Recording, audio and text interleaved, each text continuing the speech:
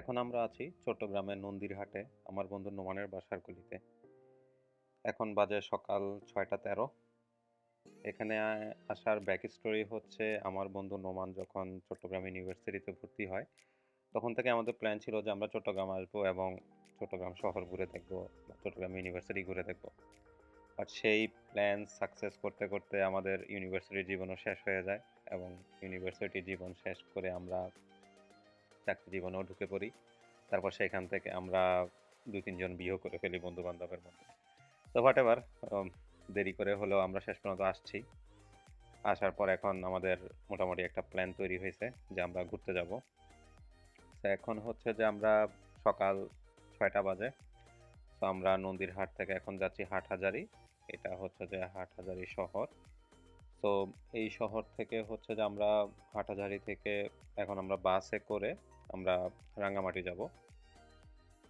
এখন হচ্ছে যে আমরা রাঙ্গামাটি নেমে গেছি। এই জায়গাটা হচ্ছে যে দোয়েল চত্বর, রাঙ্গামাটি দোয়েল চত্বর। এখানে দোয়েলের মতো কিছু একটা বানানোর চেষ্টা করছে, বাট জিনিসটা আমার কাছে দেখে দোয়েল মনে হয় নাই। সো কারেন্টলি আমরা এই প্লেসে আছি, লোকেশনটা আপনি যদি দেখেন। সো এটাই। দেন আমাদের প্ল্যান হচ্ছে আমরা সিএনজি নিচ্ছি। সিএনজি নিয়ে হচ্ছে যে আমরা একটা জায়গায় যাব, নাম হচ্ছে আসাম বস্তি। সো এখানে আমরা ২টা সিএনজি নিছি। একটাতে হচ্ছে যে ইফাজ, আবরার আর হচ্ছে যে প্লাবন বসছে, আর একটাতে হচ্ছে যে আমি, তানভীর, নোমান আর হৃদয়, আমরা এই ৪ জন। সো ৩ জন ৪ জন করে বসা লাগছে ২টা সিএনজিতে। সো এই ডিস্টেন্সটা হচ্ছে মোটামুটি 3.8 কিলোর মতো আমি ম্যাপে দেখলাম। সো এখানের রাস্তাগুলো ভালোই আছে, জাস্ট মাঝে মাঝে হালকা একটু উঁচা নিচা। সেই কারণে হচ্ছে যে আমাদের প্রায় কতক্ষণ লাগছে, আধা ঘন্টার মতো মেবি আমরা সিএনজিতে ট্রাভেল করা লাগছে।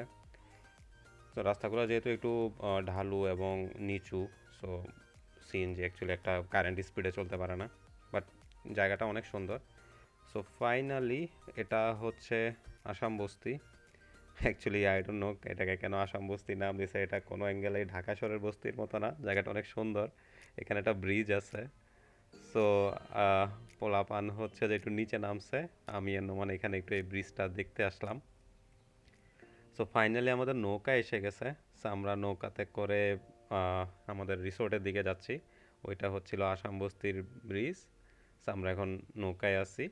এখানে হচ্ছে যে এখন কাইন্ড অফ আমরা কাপ্তাইতে অলরেডি আমরা নেমে গেছি।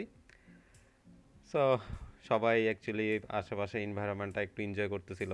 সবাই সবার মতো করে ছবি তুলতেছে, একটু মজা নিতেছে।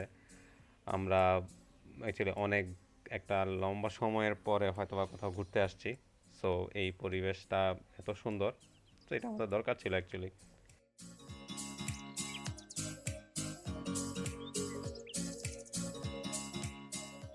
সো এটা হচ্ছে আমাদের রিসোর্টের হাউস বোট। সো হাউস বোটের ভিতরের এটা ২ জন থাকা যাবে এরকম। সো রিসোর্টের সব কিছু বুঝে নিলাম আমরা কেয়ারটেকার মামা থেকে। উনি আমাদের সব কিছু বুঝাই দিল। তারপর আমরা একটা বোট ভাড়া করি। এটা মেবি ১৭০০ বা ১৮০০ টাকা সামথিং এরকম নিছে। সো এই বোটটাতে করে হচ্ছে যে আমাদের পুরা কাপ্তাই ঘোরার প্ল্যান। এই বোটটা নিছি আমরা সারাদিনের জন্যে। সে আমাদের সাথে সকাল থেকে একদম সন্ধ্যা বা রাতের ৭টা-৮টা পর্যন্ত থাকবে। তো আমরা এটা দিয়ে হচ্ছে যে পুরা কাপ্তাই কাভার করার আমাদের প্ল্যান। আমরা এখন যাচ্ছি সুবলং ঝর্ণার দিকে। আমাদের প্রথম টার্গেট হচ্ছে যে সুবলং ঝর্ণা একটু ঘুরে দেখা, তারপর আমাদের খাওয়া দাওয়া করা। তো খাওয়া দাওয়া করার জন্য হচ্ছে যে ওইখানে একটা কেয়ারটেকার মামা ছিল, উনি বললো যে চংপং একটা রেস্টুরেন্ট আছে ওইখানে যাওয়ার জন্যে, ওইখানের খাবার নাকি অনেক মজা। সো আমরা ফার্স্টে এখন চংপংয়ে যাব। চংপংয়ে গিয়ে আমরা আমাদের খাবার অর্ডার দিব, দেওয়ার পরে তারপর হচ্ছে যে আমরা সুবলং ঝর্ণার দিকে যাব। আপনারাও যদি কেউ যান তাহলে এই কাজটা করতে পারেন। আগে হচ্ছে যে কোনো একটা রেস্টুরেন্টে খাবার অর্ডার দিয়ে গেলেন, তারপর হচ্ছে যে সুবলং ঝর্ণায় ঘুরতে গেলেন, এসে সাথে সাথে খাবার পেয়ে যাবেন। তো ওরা বানায় রাখতে একটু সময় লাগে আর কি। সো এখানে অ্যাকচুয়ালি চংপংয়ে খাবার অর্ডার দেওয়ার ভিডিও ফুটেজ করা হয় নাই, সো আমি অ্যাডও করতে পারতেছি না। সো নেক্সট আমরা এখন এই জায়গাটা হচ্ছে যে সুবলং ঝর্ণা। এখানে আমরা যখন গেছি মোটামুটি ভালোই মানুষ ছিল, কয়েকটা গ্রুপ ছিল। সো অ্যান্ড ঝর্ণার পানি অনেক বেশি ছিল। এর আগে হচ্ছে যে বৃষ্টি টিষ্টি হয়েছে, বৃষ্টি হওয়ার কারণে পানি অনেক ছিল। সো অ্যাকচুয়ালি এনজয় করার মতো।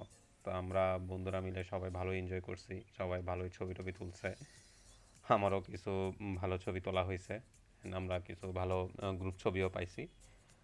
এই সো মোটামুটি ঘোরা শেষ। সো এখন ব্যাক করার টাইম।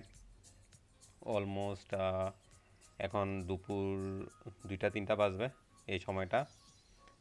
সো এটা হচ্ছে যে চংপং রেস্টুরেন্টে ওঠার সিঁড়ি। সো এটা হচ্ছে যে আমরা এখন এই সিঁড়ি দিয়ে চংপং রেস্টুরেন্টে যাব, মোটামুটি একটু উপরে। এটা হয়তো বা একটা পাহাড় ছিল, পাহাড়ের উপর হয়তো রেস্টুরেন্টটা করছে। ভালোই, মানে ওভারঅল অনেক জোস এনভায়রনমেন্ট, এবং খাবার অনেক ভালো। এত মজার খাবার, মানে আমরা হয়তো বা সবাই একটু বেশি ক্ষুধার্ত ছিলাম, বাট খাবার সবার কাছে খুবই ভালো লাগছে। প্রত্যেকটা আইটেম খুবই মজা, বিশেষ করে যদি আপনারা যান মাছের যে আইটেমগুলো আছে, অবভিয়াসলি মাছের আইটেমগুলো ট্রাই করবেন, খুবই জোস। তো খাওয়া দাওয়া শেষে হচ্ছে যে আমরা আবার বের হয়ে পড়লাম কাপ্তাই ঘোরার জন্য।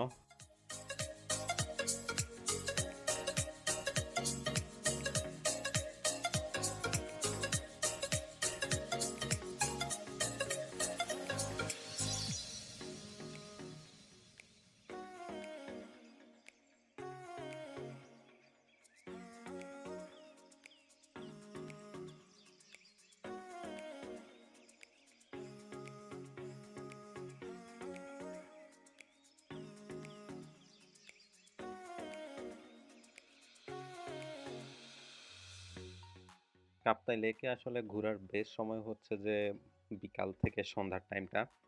মানে আকাশ এত সুন্দর হয়ে যায়, আপনারা যদি এই ভিডিওটা দেখেন, ওইদিকে হয়তোবা বৃষ্টি হচ্ছে, এত সুন্দর দেখাচ্ছে যে মেঘ এবং পাহাড়ের কম্বিনেশনে এনভায়রনমেন্টটা এত জোস। আপনি যদি নিজের চোখে না দেখেন, অ্যাকচুয়ালি এই সিনারিওটা আপনি কখনোই অনুভব করতে পারবেন না। অনেক সুন্দর।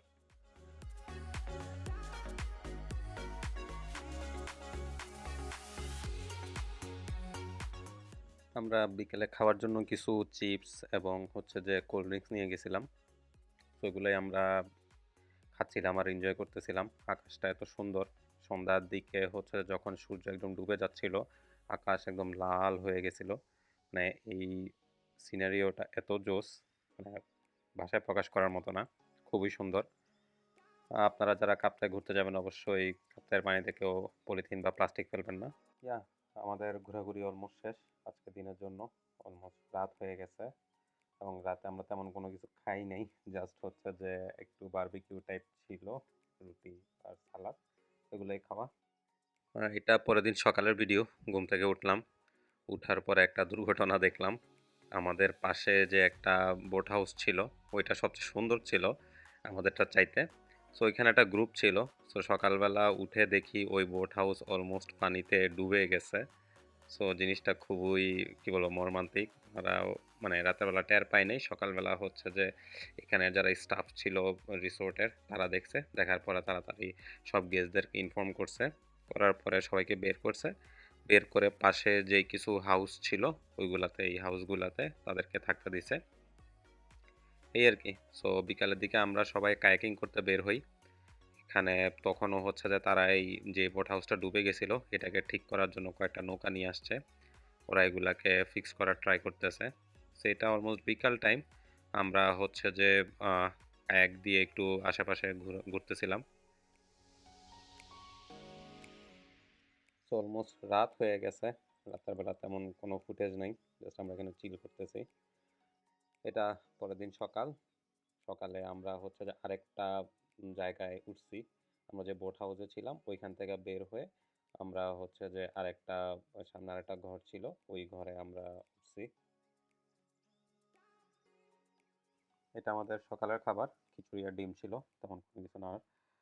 তারপর আমরা হচ্ছে যে কিছুক্ষণ আশেপাশে ঘোরাঘুরি করি। তারপর বিকালের দিকে হচ্ছে যে আমরা কাপ্তাইতে নামি। এই সময়টা হচ্ছে যে বিকাল। সো মেইনলি হচ্ছে যে গোসল করার জন্যে। বিকাল বলতে 3টা বাজবে এরকম হয়তো বা। সো 3টা বা 4টা এরকম। সো এখানে হচ্ছে যে আমরা যারা সাঁতার পারি, মেবি শুধু আবরার সাঁতার পারতো না, আর বাকি আমরা সবাই কম বেশি সাঁতার পারি। তো আমরা যারা সাঁতার পারতাম সবাই হচ্ছে যে কাপ্তাই লেকে নামলাম। এখানে হচ্ছে যে আমরা ভালো এনজয় করি, একটু সাঁতার কাটা হয়। আমরা একটু হালকা একটু দূরেও যাওয়ার চেষ্টা করি, কিন্তু কাপ্তাইয়ের পানি অনেক বেশি এবং হচ্ছে যে আপনি বেশিক্ষণ সাঁতার কেটে অ্যাকচুয়ালি পারবেন না যদি না প্রো সাঁতার হন। যারা একটু প্রো বা অলওয়েজ প্র্যাকটিস করে তাদের জন্য হয়তো বা পসিবল, বাট আমরা তো কি বলবো, সবসময় সাঁতার কাটা হয় না, মাঝে মাঝে সুযোগ পাইলে। তো দেখা যাচ্ছে যে আমরা হয়তো বা অনেক বছর পর সাঁতার কাটতেছি, তো আমাদের জন্য একটু কষ্টই হয়ে গেছে এই জায়গাটাতে সাঁতার কাটা। তারপরেও খুবই ভালোই মজা হয়েছে। সারাটা দেশে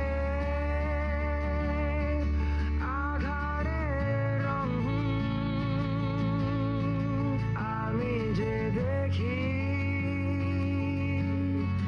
রঙিন শ্রাবণ, তোমার ছবি একটু হাসে চায়ের কাপে, আমার সকালটা ভাসে তোমার ছবি একটু হাসে চায়ের কাপে, সকালটা ভাসে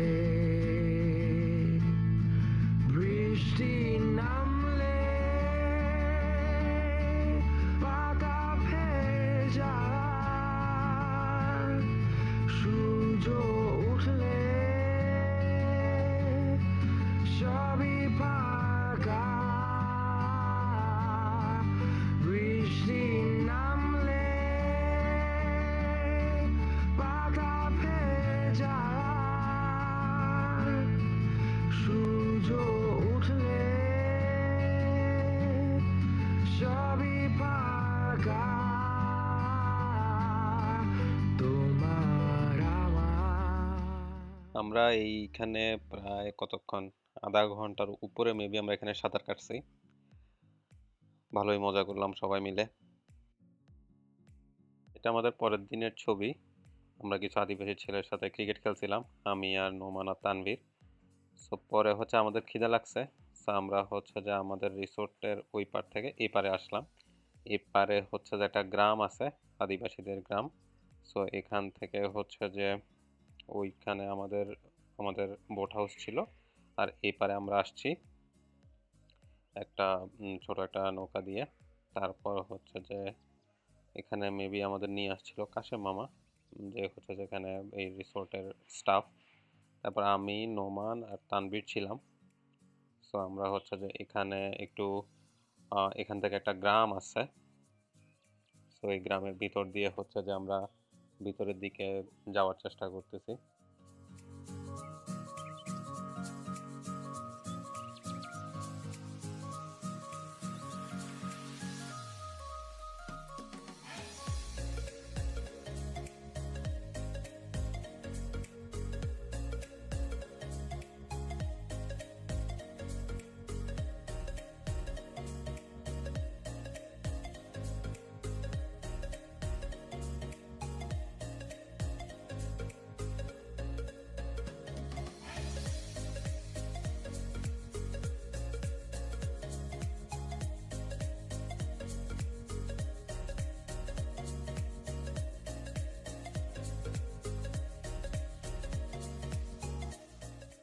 এই জায়গাটা হচ্ছে যে পুরাটা লিচু গাছে ভরা, আশেপাশে সব হচ্ছে যে লিচু গাছ দেখা যাচ্ছে।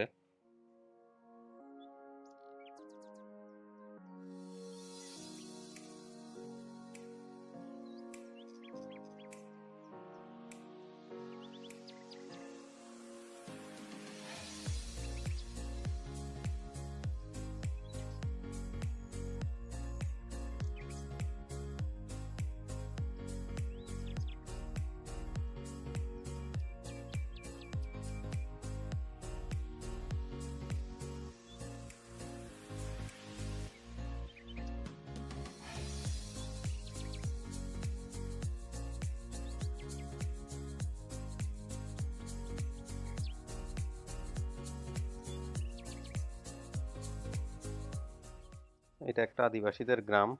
তো এই গ্রামটার নাম মেবি মুছুরি। আমরা সঠিক অ্যাকচুয়ালি এই গ্রামের নাম জানি না। এটা হচ্ছে যে কাশেম মামা ছিল, উনি আমাদের এখানে নিয়ে আসছে। তো আমরা এখানে আসলাম কিছু খাওয়া দাওয়া কেনার জন্য, লাইক চিপস বা রুটি বা বনরুটি, এরকম পাউরুটি এই টাইপের কিছু, আর নর্মাল জুস টুস বা ড্রিঙ্কস কিছু থাকলে ওইগুলো আমরা নিব, কোল্ড ড্রিঙ্কস থাকলে। তো আমরা কিছুক্ষণ চাটা খাইলাম, কথা বললাম তাদের সাথে, কিছুক্ষণ হচ্ছে যে টিভিতে নিউজ দেখলাম যে দেশের কি পরিস্থিতি। তো এগুলো কিনে টিনে হচ্ছে যে আমরা ফেরত যাচ্ছি। তো মোটামুটি কিনা হয়েছে।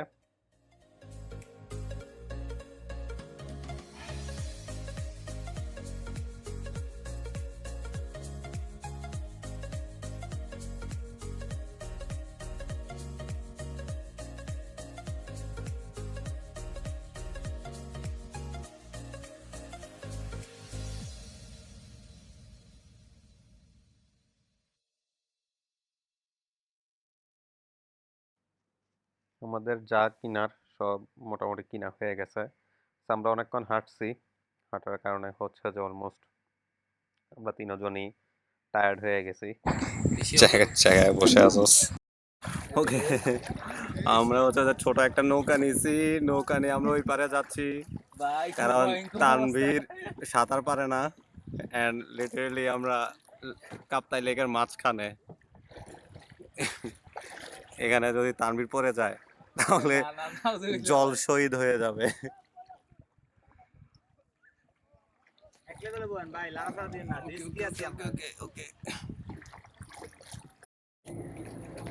ওকে, টাইম টু গো। আমরা আমরা এই পারে চলে আসছি। ওকে, না কিছু না, চল চল চল। ধাক্কা দিব, ফোনটা ধর।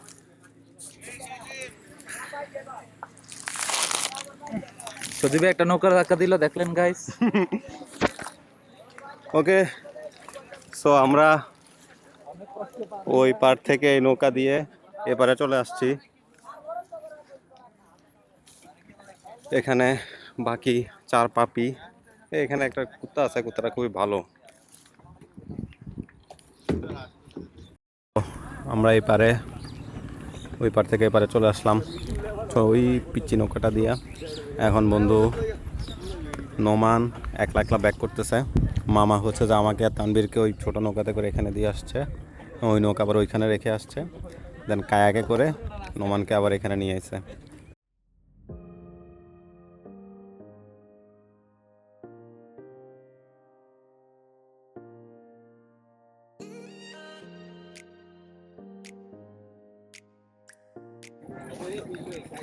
আজকে পানিতে ঢেউ অনেক বেশি।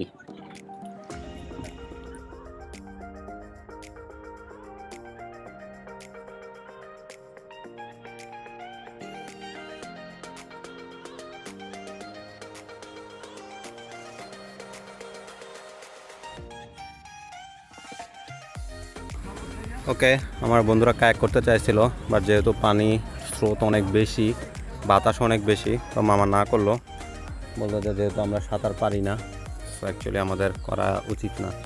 দুজন পারে না বেসিক্যালি, বাকি সবাই পারে কম বেশি, বাট না করাটাই বেটার আসলে। সো চলে যাই আমাদের আবাসস্থলে। এখানে আমরা প্রথম দিন ছিলাম এই বোট হাউসে। এখন আমরা আরেকটা রুম নিছিলাম, ওইখানে যাই।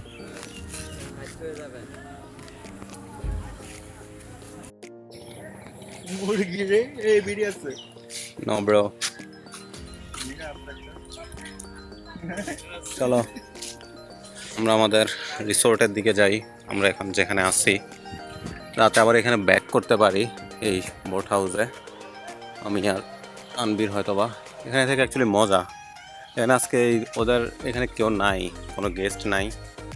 সো এটার যে কেয়ারটেকার ভাই, উনি আমাদের চাবি দিয়ে দিছিল, বলে আপনারা যেখানে মঞ্চ এখানে থাকেন। সো আমরা ওই বোট হাউসে আবার ব্যাক করে সকালে ঘুমাইছিলাম কিছুক্ষণ।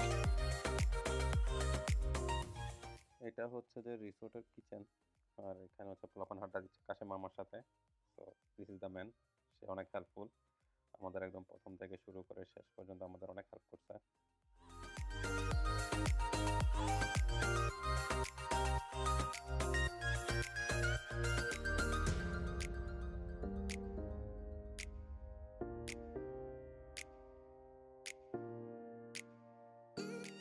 এটা হচ্ছে যে আমাদের সেকেন্ড রুমটা। এই রুমে হচ্ছে যে আমরা দ্বিতীয় দিন থেকে থাকা শুরু করছি। এটা মেবি আমাদের অলমোস্ট থার্ড ডে। সেখানে মোটামুটি বড় বেড আছে তিনটা। তিনটাতে আমাদের 7 জনের হয়ে গেছে আরামসে। একই রুমে আমরা থাকতে পারছি একটু কস্ট কাটিং করার জন্য।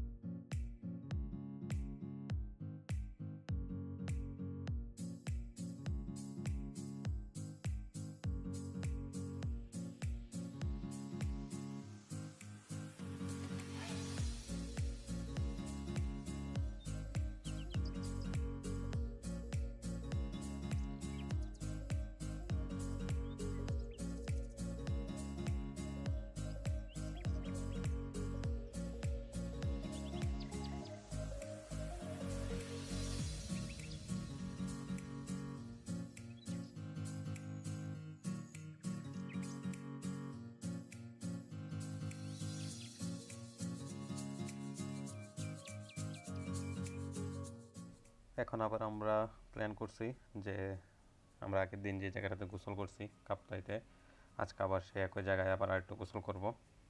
তো এখানে মোটামুটি সবাই এসে হাজির হয়েছে।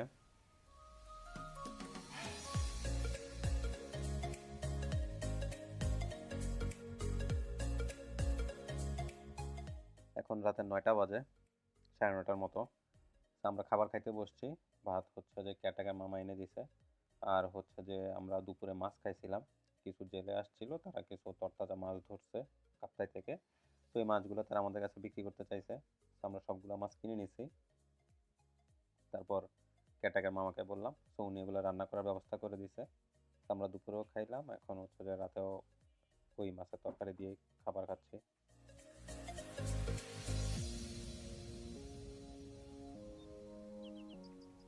এটা আমাদের 4th ডে। সো আমরা সকাল সকাল বেরিয়ে পড়ছি। কাশেম মামা একটা বোট নিয়ে আসছে। সো এটা আমাদেরকে এই পার থেকে ওই পারে, আমরা যেখানে হচ্ছে যে আদিবাসীদের গ্রামে গেছিলাম আগের দিন, ওই গ্রামের ওইখানে নিয়ে যাবে। তারপর ওইখান থেকে সিএনজিতে করে আমরা দেখি কত দূর যাওয়া যায়।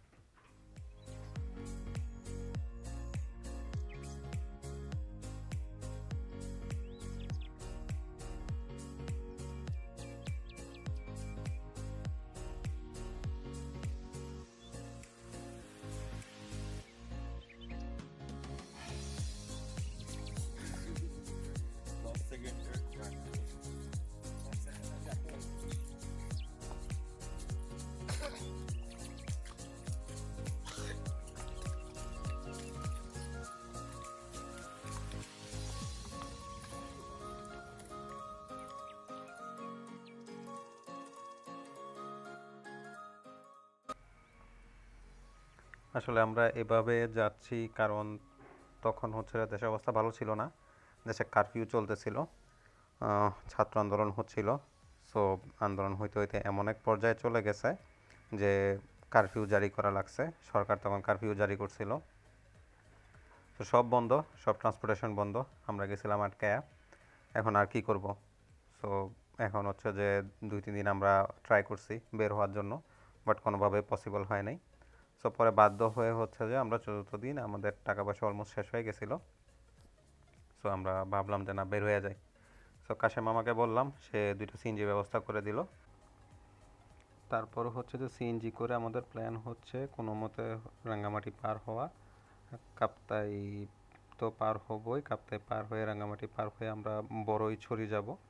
বড়ইছড়ি থেকে রাঙ্গুনিয়া, তারপর ওইখান থেকে চুয়েটের সামনে দিয়ে নোয়াপাড়া।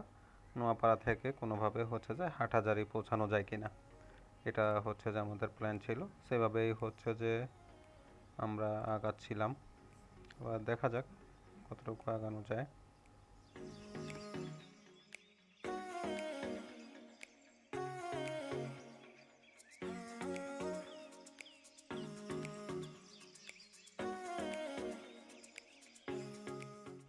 যতটুকু মনে পড়ে আমরা এই রুটটা ব্যবহার করছিলাম, ম্যাপে যে রুটটা দেওয়া।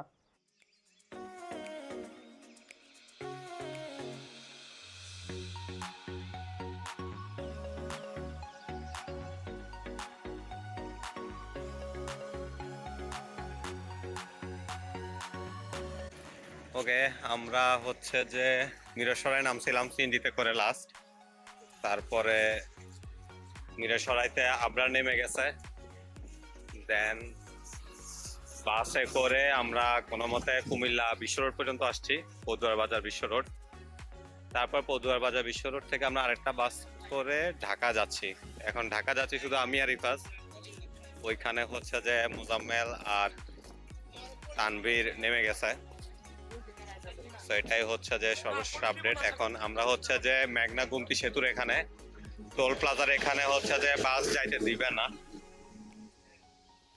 তো যেহেতু বাস যাইতে দিচ্ছে না, তো বাসওয়ালা মামা করলো কি, আমাদেরকে বললো নেমে যাইতে।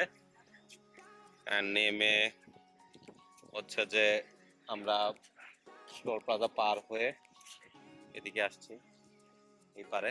দেন মামা হয়তো বা খালি বাস দেখাবে, বাস খালি, তারপর সে টোল পার করবে, তারপর আবার আমাদের এখান থেকে পিক করবে।